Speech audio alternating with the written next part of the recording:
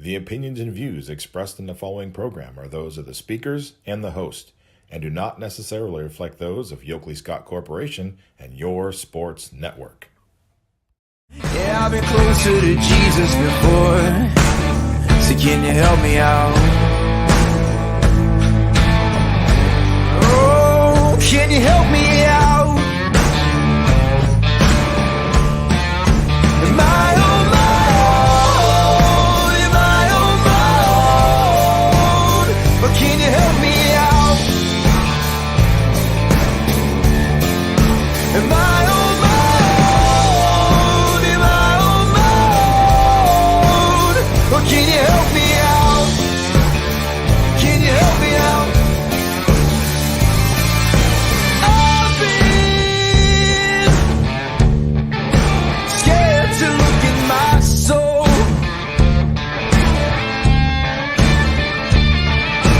I've been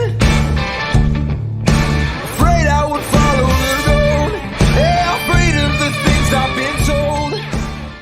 And hello, everybody. Welcome inside a Wednesday episode of Running Point on ysnlive.com. Brought to you, as always, by our good friends over at Greenwood Chevrolet in Austintown. They go the extra mile for you, so you don't have to. It's Wednesday. It's Wrestling Wednesday. You know what that means. Gary Altizer to my right, Scotty Minter down below, and we have a special guest today for Wrestling Wednesday, episode 7, and it is Marky Staincorb from Austintown Fitch. How we doing, buddy? Thanks so much for coming on today. We're so happy to have you aboard. Good. How you doing? Thank you for having me.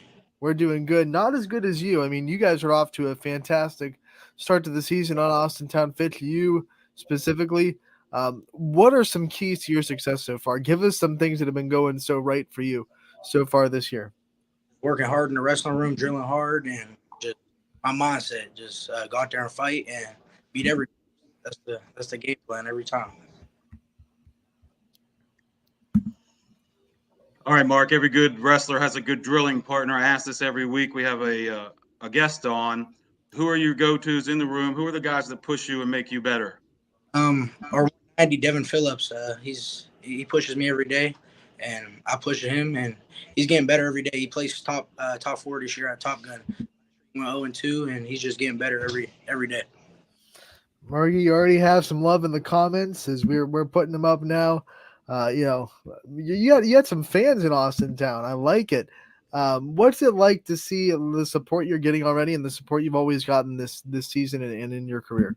I love it because that's what I need behind me, my fan base. Like that's what I do it for. Okay, so your goals this year. Why don't you tell us a little bit about those goals? I'm sure they've got you standing on the podium in Columbus in March. Where do you want to see yourself as far as personally? And do you have anything else that you want to accomplish as far as maybe a school record or anything else? Tell us about what you want to accomplish the rest of the season. I want to nothing else. D1. Gotta keep working and peak at the right time. That's the most important. Stay healthy. And really, as a team, we get another EOWO title. That's important to us. And You know, when we talk about wrestlers, and one of the things we always ask them when they come on this show is the mental toughness of the sport and what kind of things they do to kind of keep themselves mentally locked in during a long match. What about you? What are some techniques you use to stay mentally locked in? like well, before the match, I listen to my music. I get in my zone. I don't pay attention to no one else because they don't know what I go through every day or what work I put in every day. So, and through the match, I know I'm gonna win. That's my only mindset. Like throughout the match, I'm gonna keep getting better, hold good position, and win. That's my only mindset. And my fans behind me, they just keep getting me going.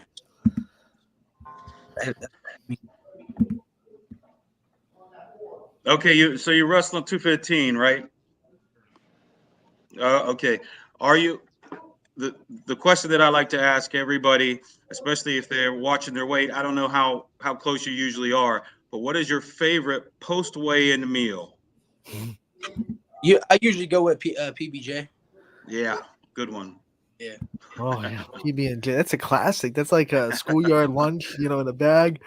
And there's nothing like, I don't know, PBJ homemade in the bag, cut in squares. It's always good. One of the things I have to ask you is about just the music. You brought it up. You listen to music. I want to know what your playlist is like. I want to know what your match day playlist looks like, and what music gets you in that right mindset that you were talking about earlier. Old school music. I listen to Tupac a lot, Biggie, Bone Thugs. I listen to a lot of old school rap. So you got your eyes on Columbus at the end of the season. Do you have a big rival that you see, every year that you know you're going to have to wrestle? Every good wrestler has somebody, an opponent that really pushes them and helps make them better. Somebody you got to keep your eyes on. Is there somebody that you either look forward to wrestling or somebody that you know you're going to have to wrestle before the season's out that's going to maybe stand between you and your goal? Not really. I mean, I kind of do, but he's not my weight class. We wrestled him last year, Canfield heavyweight. He beat me. I want to get that one back. I do, but we're gonna see how the duel goes against him when we do him. So maybe get that. The sport of wrestling is all about going through adversity and handling it. And I'm sure you've had your fair share of adversity in your career. What do you think is the biggest form of adversity you've had to face so far? And how did you get yourself through it? Last year, I couldn't wrestle the first half of the season. Stuff happened. I just kept working every day. My mindset was simple: go to the state tournament, hopefully place. But I didn't place at the state tournament last year, so we're gonna win it this year, and that's my mindset. And that's my adversity last year. Like I couldn't wrestle the first half of the season, and I was not. That wasn't easy for me. So you're at 215. Have you bumped up to heavyweight and back down several times already? Okay. What do you think the difference is in wrestling at 215 compared to heavyweight? I don't think that anybody can appreciate it unless they've done it personally. What are the differences you see in the two weights? What do you have to do mentally to get prepared to say wrestle that Canfield heavyweight as opposed to somebody who is at 215 or anybody at heavyweight? Because there could be a huge weight difference. Oh yeah. The difference is hand fighting at heavyweight. Control position. Your heavyweight match 2-1, 3-2. Yeah. You got to hold good position and really just get them tired. Really, at 250, about really being a better athlete and wrestling and having fun. Yeah. Good answer. You have this awesome mindset and work ethic, and I know that drive has to come from somewhere. Talk about what drives you to keep working and what kind of things motivate you. On those days when we know it happens, those days that maybe not your best day, that you don't want to do the work, but you still push through it. What's your drive and what's your motivation? Well, the doubters, that's one. And two, my family and my coaches, they push me every day to be who I am. So that push me. Dad, my mom, my coach, my grandpa, everybody, my whole family, they push me every day. Voice of the Falcons, Ty Bartel, says you're going to be a UFC champion one day. I mean, what do you think about that? What do you think about getting in the octagon a little bit? I love it. I love fighting. That's my dream. Every day I wake up, I think about fighting. I think title one day. I know I would do it. I know I can. So, Mark, do you have any college wrestlers or maybe wrestlers from the past who you looked up to?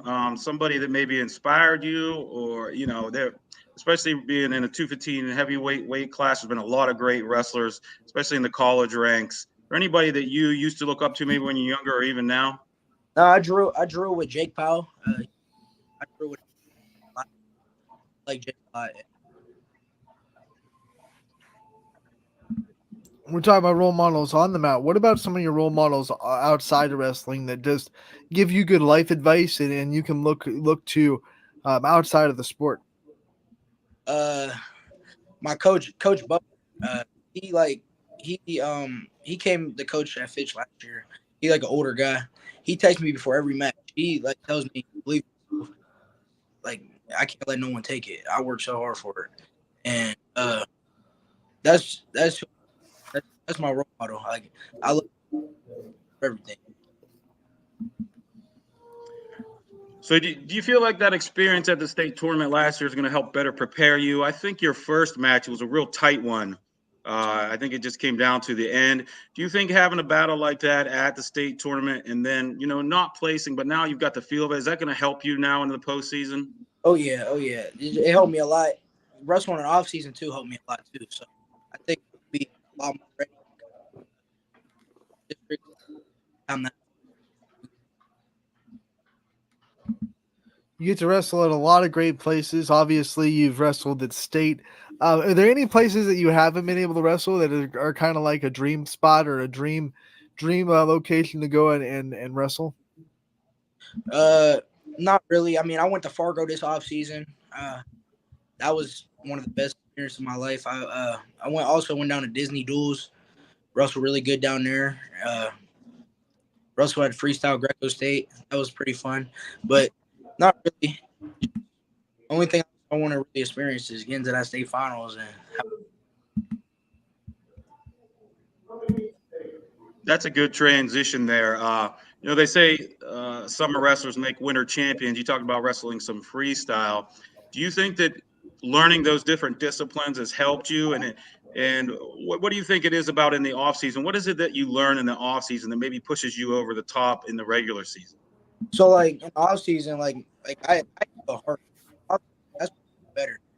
People like they say they're better than you in the rankings or stuff. Like you beat them, and it just makes me go. Makes me wrestle harder in the off season. Like kids like freestyle Greco State at the state tournament, they're like ranked higher than me and stuff, and I beat them, and like it made me like wrestle harder and all, and it helps me a lot, like controlling positions and a whole bunch of stuff. When you think about things that you like so much about this community, this Fitch community that is backing you up so much on the comments section, what makes Fitch feel like home to you? What is some of the things that really make that wrestling room, that community, that school system feel like home to you?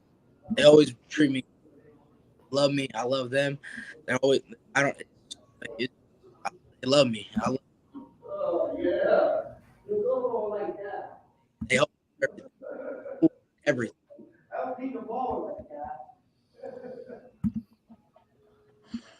So from one person that loves the sport of wrestling to another, I can tell you're passionate about it just by the way that you talk. Somebody's watching this right now and hasn't ever wrestled and thinking about it. Why don't you give them a couple reasons why? What's it done for you personally? It makes me a way better person. Makes me like it just helps a lot. Good wrestler, if you could wrestle, you could do anything in life. That's period. Absolutely. Because if you wrestle, you could do anything in life. Period. Because just hope for anything. Classroom, life, everything. Willie Greenwald says, "Once a Falcon, always a Falcon." We know that from all the great Falcons we've been able to cover already at YSN. Some of the ones that have graduated from our coverage and still stay true to that Fitch community. Scotty is a part of this interview, and we always give him a chance to ask a question to our guests. So, Scotty, what's on your mind? What do you want to ask Marky? Yeah, Mark. So I was wondering, you said you love fighting and stuff like that, and you talked about your passion for wrestling too. Is there anybody that, as far as the fighting goes, and maybe in the future getting into the octagon, is there anybody you really admire that you watched? Oh yeah, Nathan Diaz. He's tough. He's the baddest.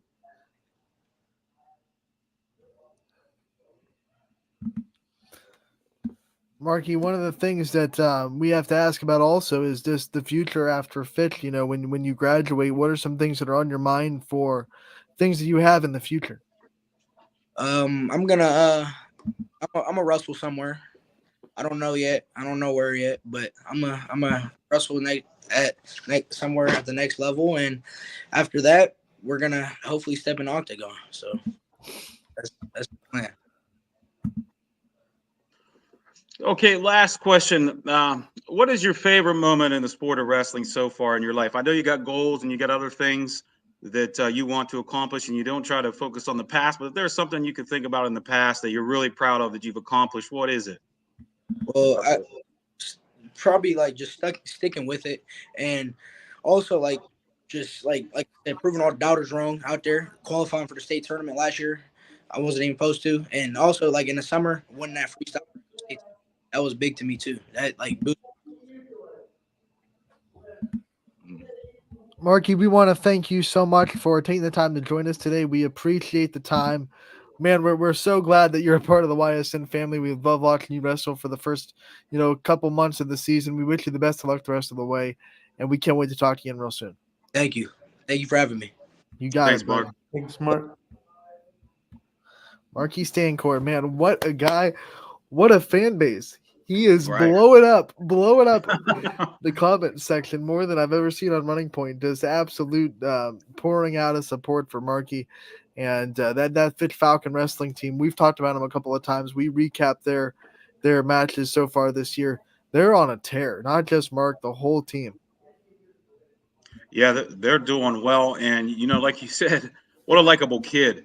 And he obviously has a fan base. Geez, I've never seen so many, like you said, so many people commenting. But I tell you what, I really love some of his answers.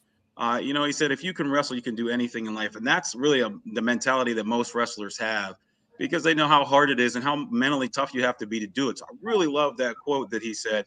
And when I asked him what is he most proud of in his life, he didn't, the first thing he said wasn't about a match that he won or a title that he won. He said sticking with it, because it's so hard to stick with. It's not an easy sport.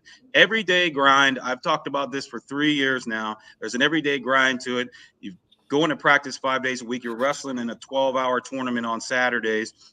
You're keeping your weight down, and you're taking care of your studies and everything else. I'm so glad that he said sticking with it was the thing that he was most proud of, because at the end of the day, that's what it really brings to you as a person. Is you learn about life, you learn about yourself, you learn how to be a grown man, and you learn how to face adversity. I think that he's got the right mindset for sure. He's being positive, he's being excited, and he's also being grateful.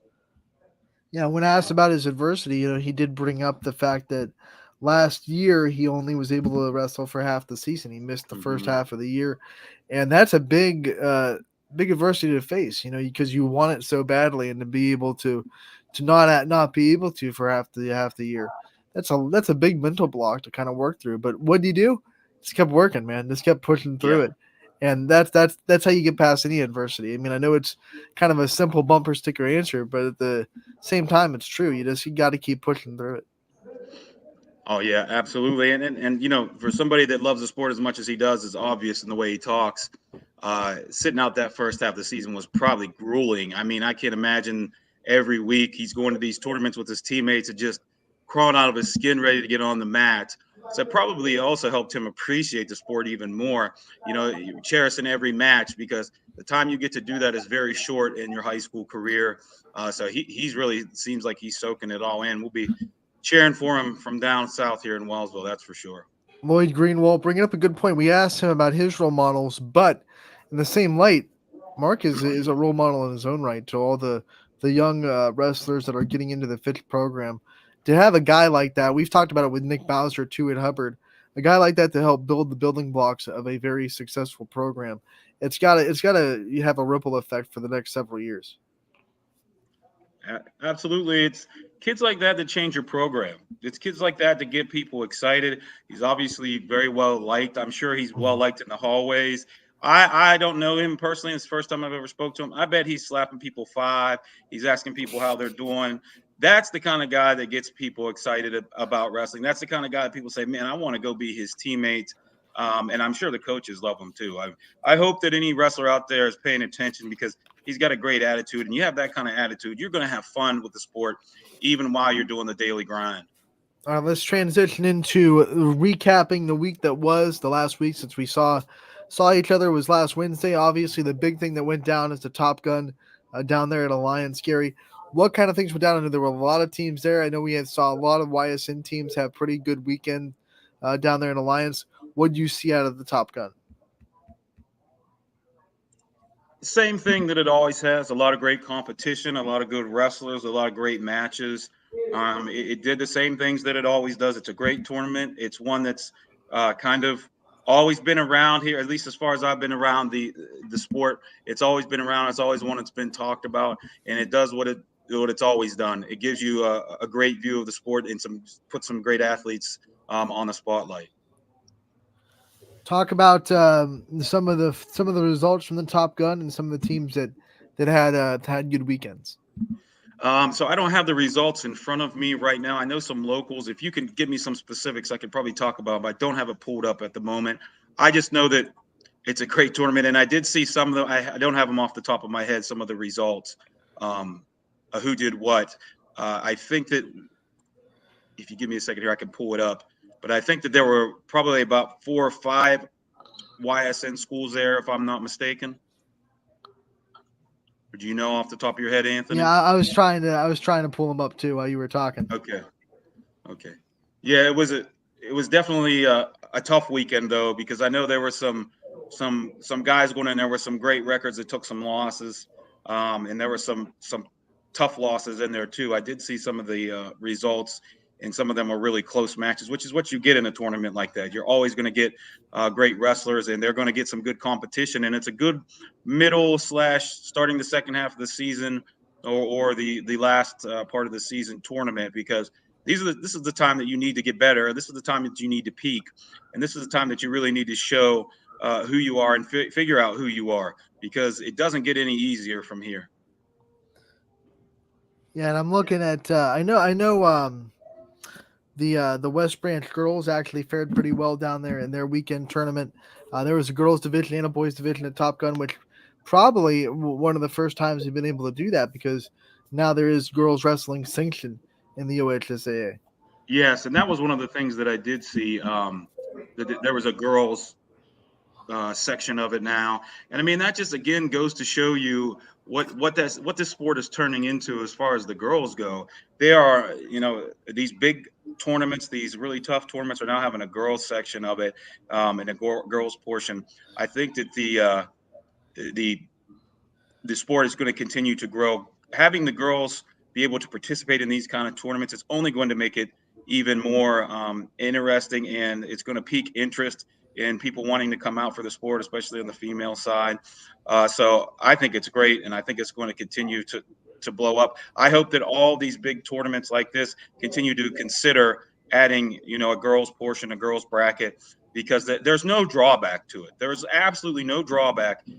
I mean, obviously it's work. Don't get me wrong. Running a high school wrestling tournament is a ton of work, for sure. And it's not an easy thing to do, to find people to come and work it. I totally understand that. But once you get that taken care of, the interest that you bring in, you're going to get the community involved. It's only good for the sport. And I just hope it continues to roll. And I personally am just glad to see the snowball getting bigger and bigger. It just caused a snowball effect of positivity and, really momentum that's happening. I don't think that it could be going any faster or any better in the state of Ohio right now once they've got the ball rolling. I do think it took them a little bit to do that, because we've had a lot of great girls wrestlers who've come and gone who didn't get the chance to wrestle in their own state tournament. Hey, but you can't change the past. You can only focus on the future. And I think that we are heading in the right direction. In fact, three Warrior girls placed in the inaugural. It was the first Top Gun girls tournament. Jocelyn Brink placed second. Trista Swanson finished third, and Brooklyn Stoffer placed fourth. So that's a big moment for a West Branch program. That, like we said before, it was the first girls program at West Branch. They were able to get a couple of wins early in the season that we highlighted. It was the first, it was big because it was the first time that girls were competing in a girls tournament at West Branch. Now they go to the Top Gun, which is the inaugural girls tournament for the Top Gun Alliance, and they have 3 placers. Swanson finished third in the 115. I'm trying to look at this bracket real quick. The 110 was where we saw, I believe, nope, not 110. Sorry, we'll go up one more. 105 division was where we saw Stoffer finish fourth. And then if we scroll down back past 115, I think we'll find the second place finisher for West Branch.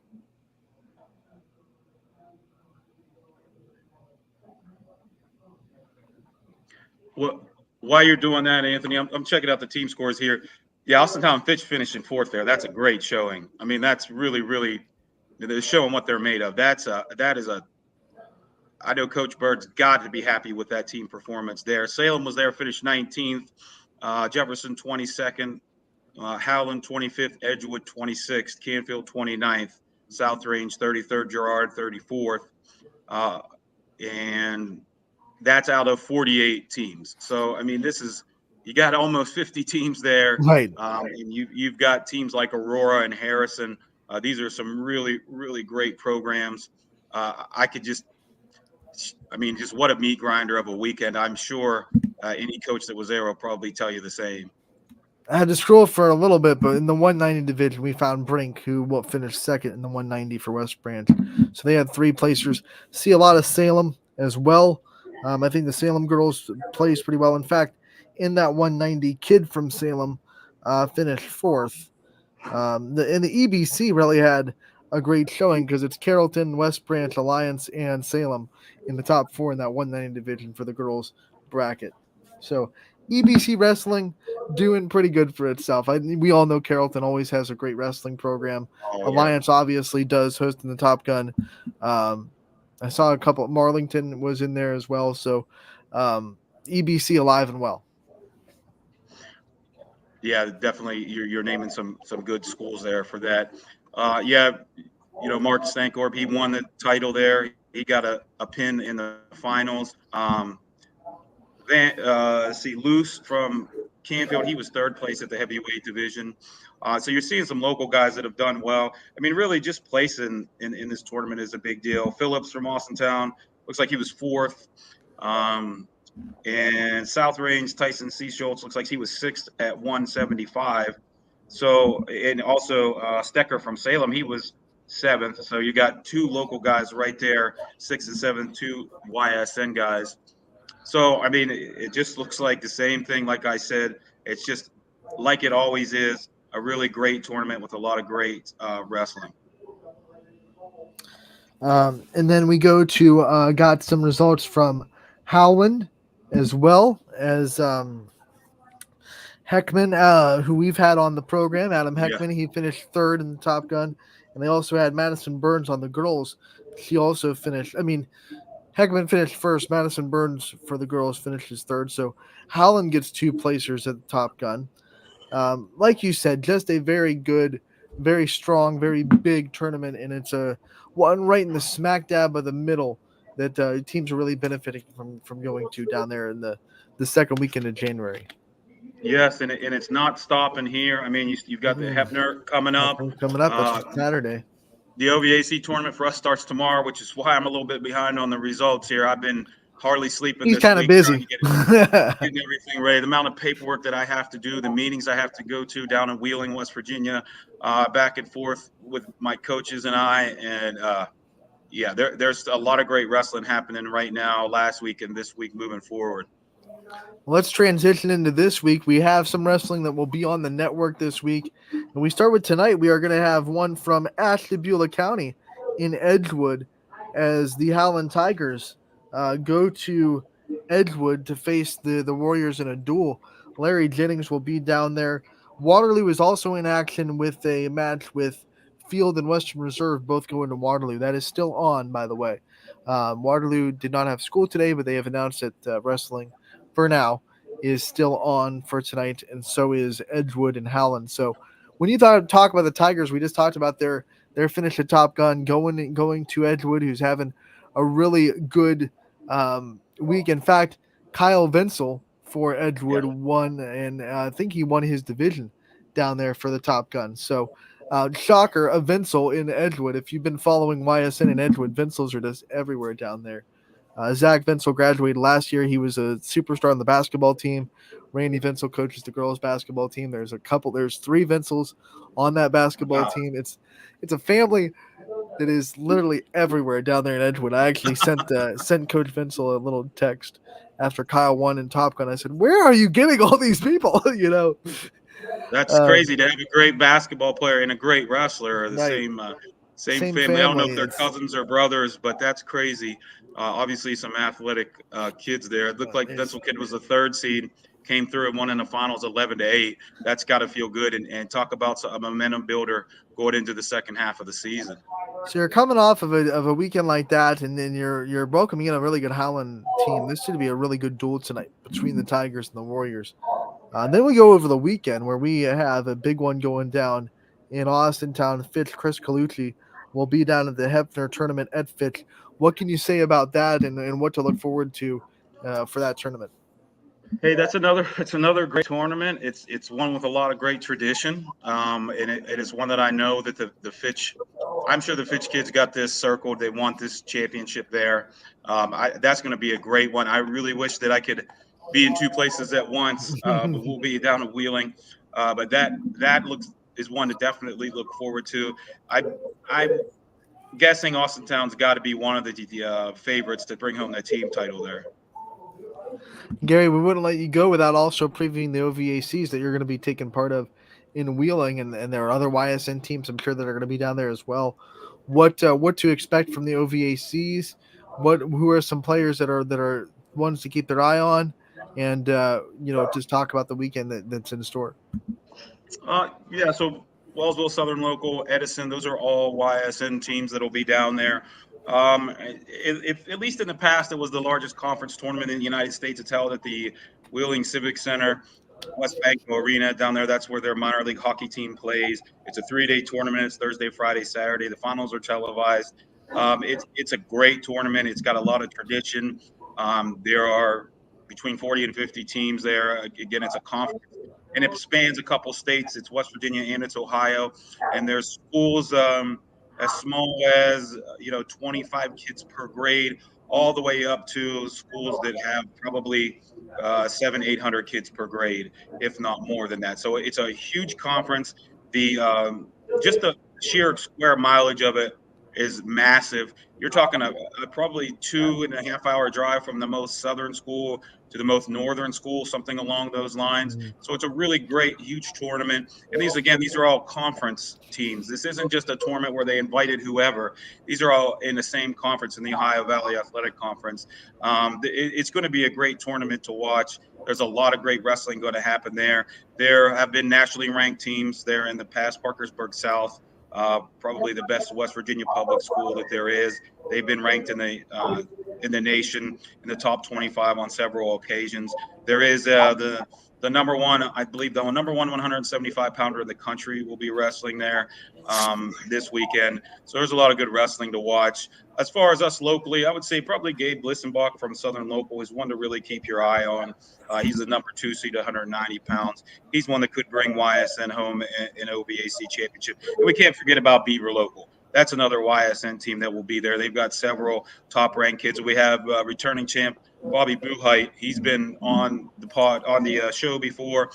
He was a champion last year. He's looking to come back as a sophomore season to go 2 for 2. So there's going to be a lot of great wrestling this weekend. So if you're not able to make it up to Austin Town and you live down this way, head down to Wheeling this weekend to watch some wrestling. There'll be some good one happening.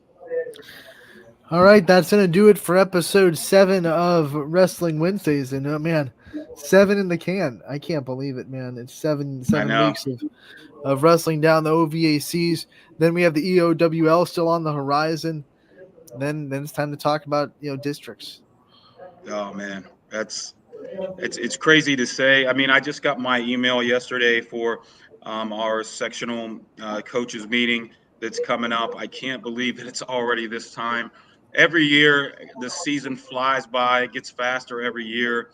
I'm sure every coach can say that. It never seems to drag along. It just always seems to fly by the time with the kids. I mean, in the end, that's what this is all about, and that is the most fun part. So I'm just glad I still get to do this and to see it every season. When I see the end coming up on the horizon, I just try to soak it in as much as I can.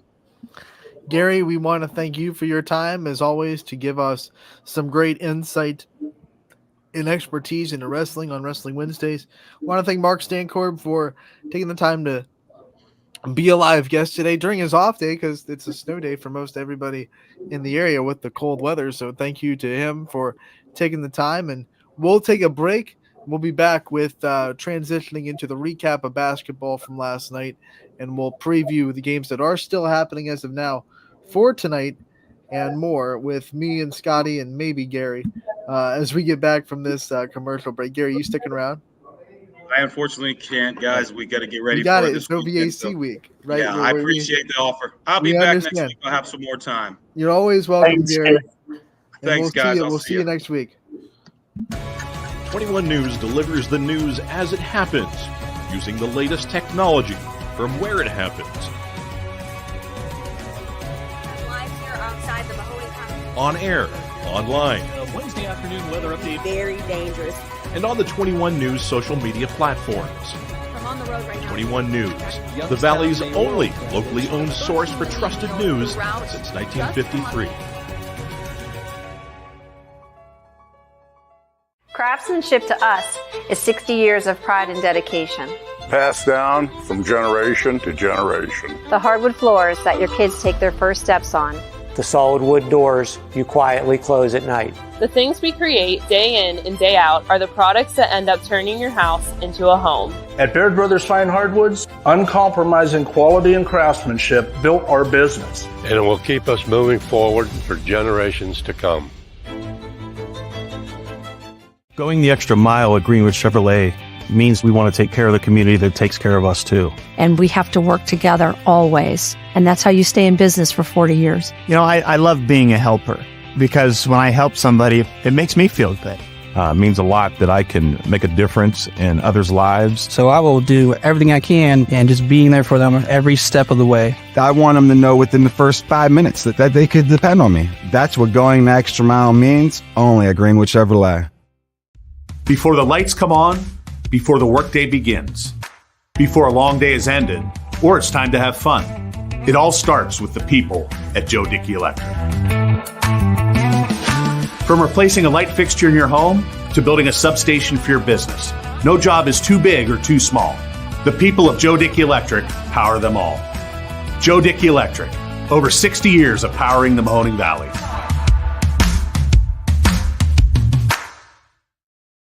Welcome back to Running Point on ysnlive.com, brought to you by Greenwood Chevrolet in Austintown. You can see their big logo above our heads. We thank them for their constant sponsorship of this show, and we go the extra mile for you.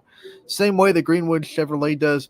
Anthony Hartwig and Scotty Mincher joining us fresh off of episode 7 of Wrestling Wednesday. We go into our recap section of last night. Scotty, a lot of good basketball going on in the area of late.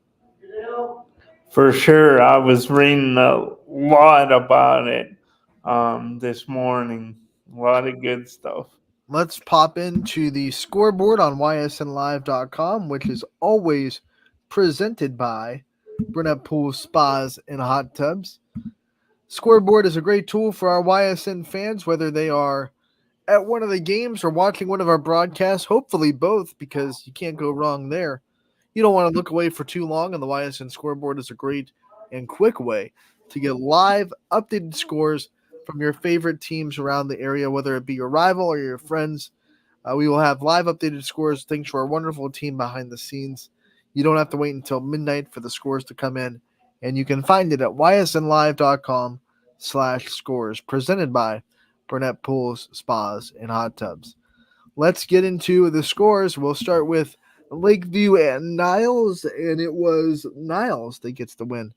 Big one, 61-49. This is a Niles team that was struggling in the first half of NE8 play, and the Bulldogs came in with just 2 losses in the conference. A big upset, Scotty, to start off our day between the Dragons and the Bulldogs.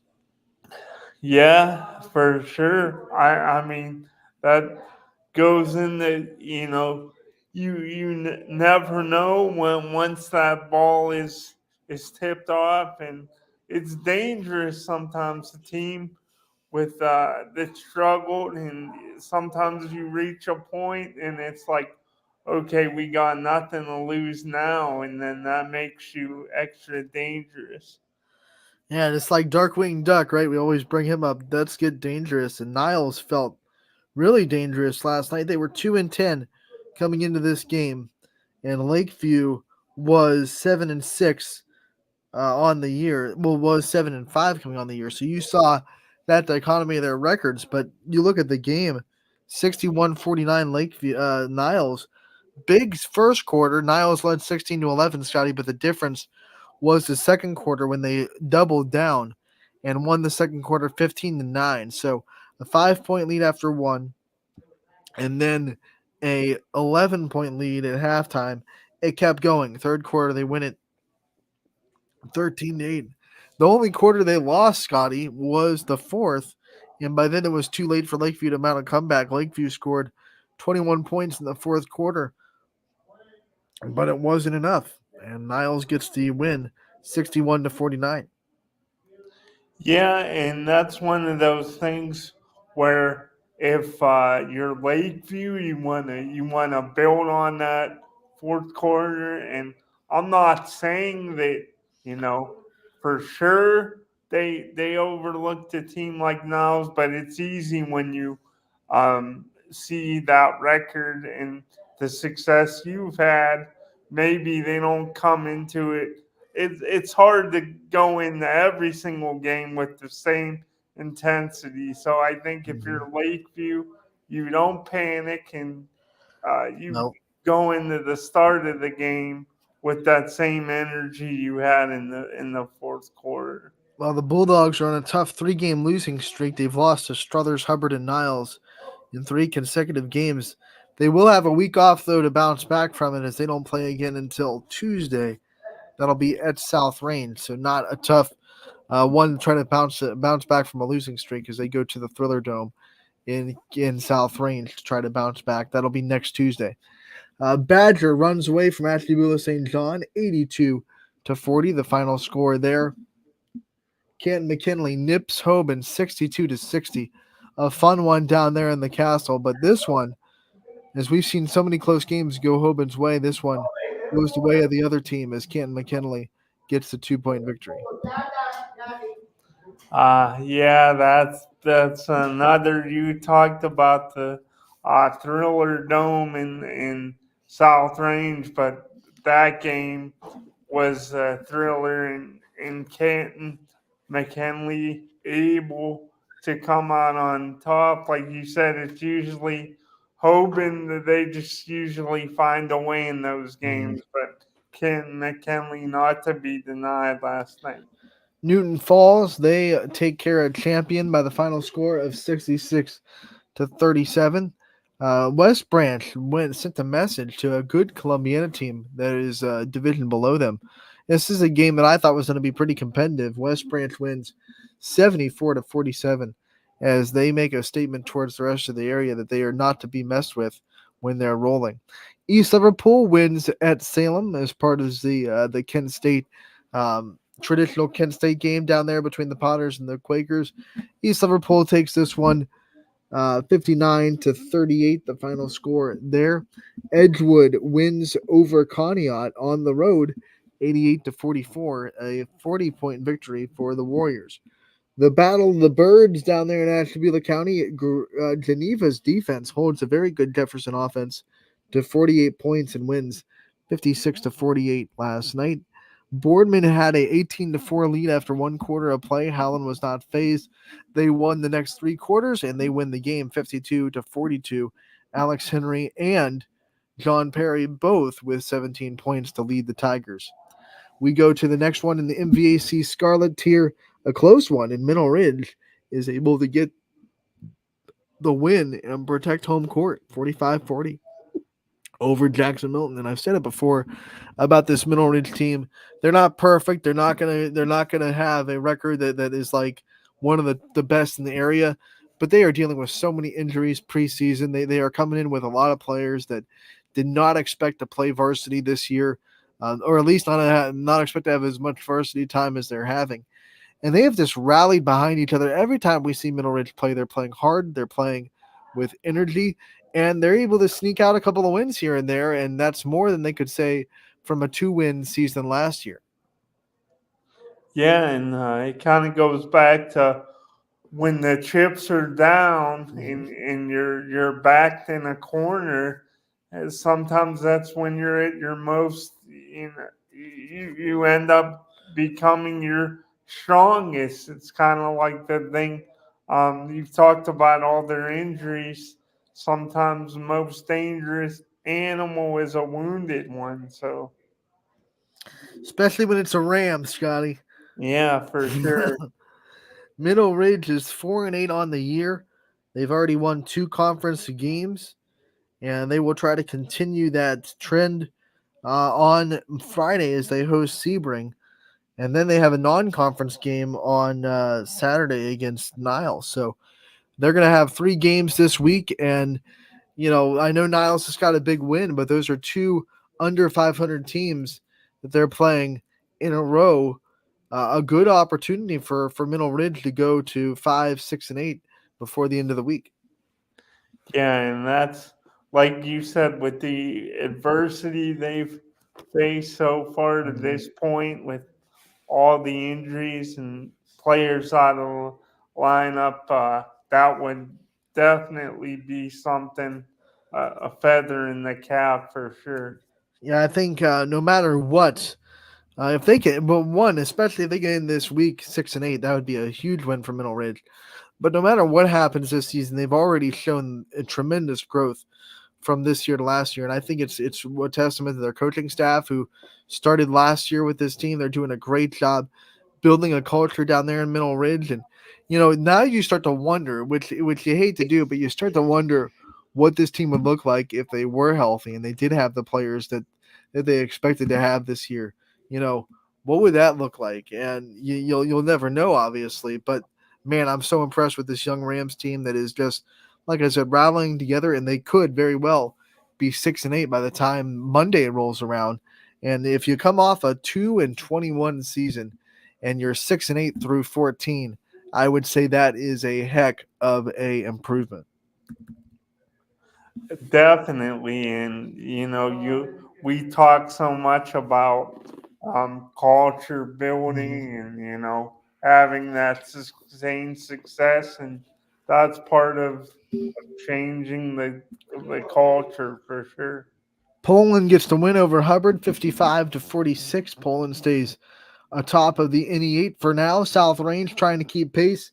They win over Girard by almost the same score as the first matchup between these two, 63-39. The last time the Raiders won, 63-38. So Girard gets one more point, but the Raiders still get the win on the road in Girard. A big one for Coach Carden, who spent last year on the coaching staff at Girard. So he comes home to the gym he called home last season, and he gets to win on his side of the floor as the head coach of the South Range Raiders. Now, Canfield gets into another AAC thriller, but they're able to pull it out 63-58 over Warren Harding. Canfield still undefeated in the league, and they are trying to win another AAC championship for themselves. Lowville beats Western Reserve 46-32 final score there. We go to the MVAC gray tier from the Scarlet tier, and it is Camel that gets a fight from Liberty but ends up winning anyway. 55-45 the final score. Red Devils get the win in this one. East Palestine playing the Academy of Urban Scholars. Bulldogs win this one 61-47 the final score there. United got a heck of a fight out of Latonia, but the Eagles are able to pull it out with a good fourth quarter to win 58-48 final score there. I think Latonia gave the United Eagles a little bit more than they bargained for in the first 3 quarters of play. We go to Beaver Local. They fall to Harrison Central 71-65 final score there. Crestview goes to LeBray, and the Vikings have their way 85-46 final score there. Perry beats Lakeside 71-40 the final score. The Pirates dominant force in that CVC. McDonald hands Springfield their first conference loss of the year, 57-54. Blue Devils pull off the win of the Tigers, a little bit of an upset there. Waterloo gets a win over Sebring, 55-28 the final score. Brookfield gets 33 points from Mateo Fortuna, and they win 64-52 over Garrettsville Garfield. Cheney gets a win over Youngstown East, 60-50. This was a night where Cheney was acknowledging and commemorating the the Cheney alums that were part of that Michigan football national championship That includes Darren Waller Jr., that includes Jason Hewlett, and Coach Steve Klingscale, who are all Cheney grads and were all recognized during the game last night for their accomplishments and obviously their contributions to the Cheney programs. Scotty, when you have 3 national champions in the gym and you're able to also beat a old town rival in Youngstown East, that's got to feel extra good if you're a Cowboy.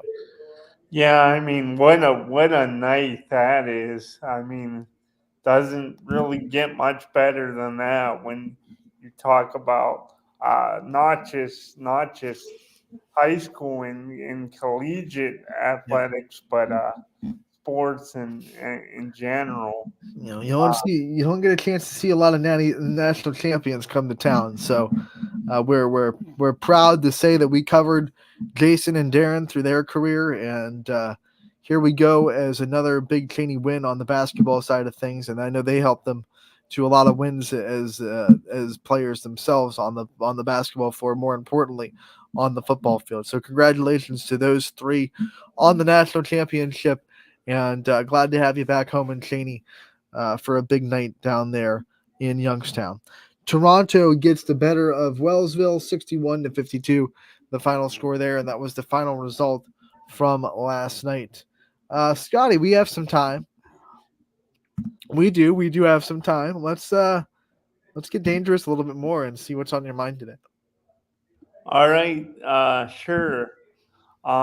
So I wanted to know just real quickly, from you, Anthony, and then if we have some time, if it only takes a minute, we could maybe get into some other stuff. But I wanted to know, what are your biggest impressions of the boys' season so far, and what are your thoughts on my Lowville, my Rockets? I know they got the win last night.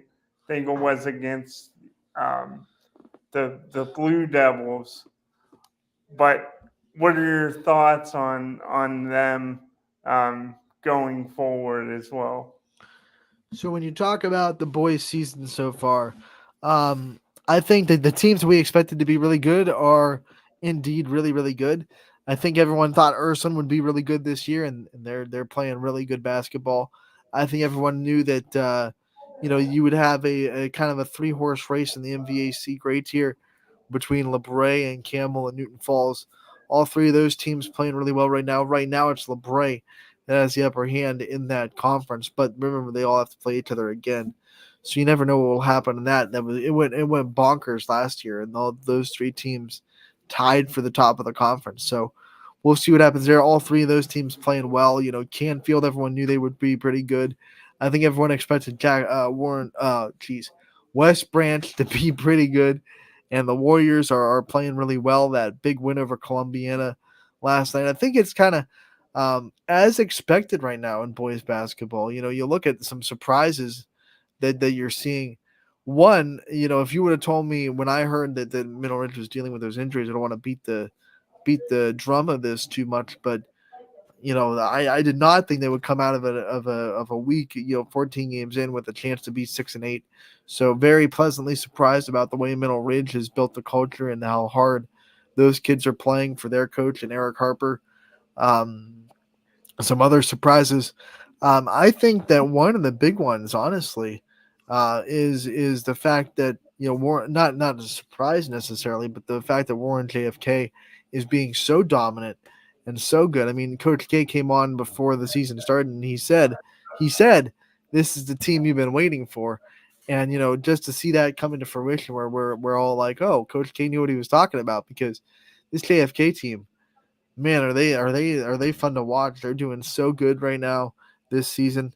Badgers as good as advertised. Duncan Moy as good as advertised. I mean, everything is going kind of. I don't want to be boring, but everything's kind of going the way we expected it to. There's no like dark horse that came out of nowhere to be a 12-2 team or anything like that. I think that probably if you had to say biggest surprise right now in boys basketball, and I don't want this to sound like a slap but the biggest surprise is East Liverpool losing the seniors they did last year and still running the show they are the way they are this year with just 2 losses on the season. They're looking really, really good, and I think a lot of people thought they might take a little bit of a step back this year with the great seniors they lost from last year, but not so fast, my friend. They have 6 seniors themselves this year that are ready to have their time to shine, including Preston Kerr, who's averaging almost 19 per game. So a lot of good things happening in Potter Country. So that basketball program has been good for a while, and it doesn't look like it's slowing down anytime soon. Back to your Louisville Rockets, though. I think they may have found their identity. They might have found their way to success. I know they lost a lot too last year, and for the first week or two of the season, maybe 3 weeks, you could tell that team was trying to find themselves a little bit, find what was going to work for them offensively, find out what they were good at. And you starting to see the last couple weeks, they're starting to rack up wins because they're starting to find what the formula is. And sometimes it just takes a little bit for teams that are new to themselves and have a lot of new faces on that varsity floor. Sometimes it takes them just a minute to find what they're good at. And I think Louisville has done that really well. And it's good to see. When we used to pack the gym back when I was in high school, and you get the crowd going, get the crowd into it. That always helps as well. And when you have when you're able to lay that foundation, though, like Louisville has, despite they've lost some great players over the years on the hardwood and boys and girls, but it's important to be able to find that identity. And we've seen it even in other sports.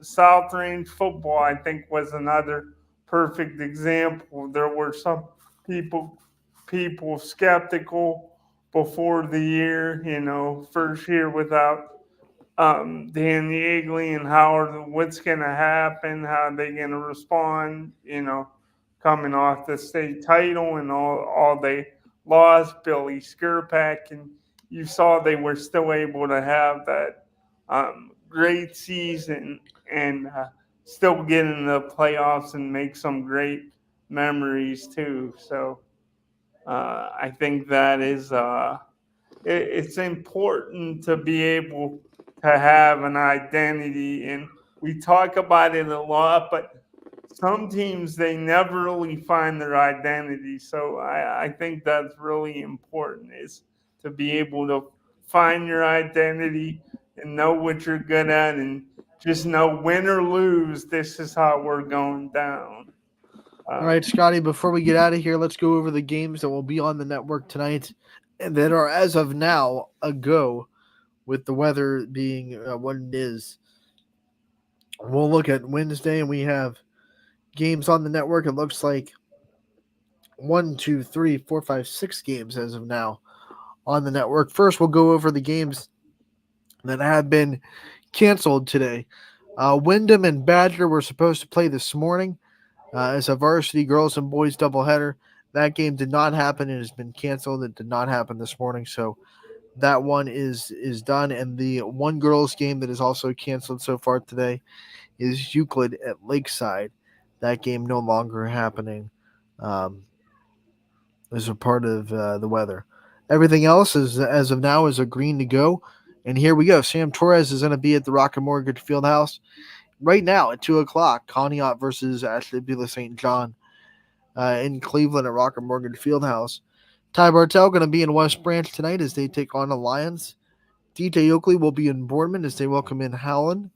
Noah Ricks will be in Canfield as Warren Harding comes to town. Matt Marr and Jordan Barber will be at Youngstown East for their matchup with Cheney. And Tyler Hartz will be in Grand Valley for their matchup with Berkshire.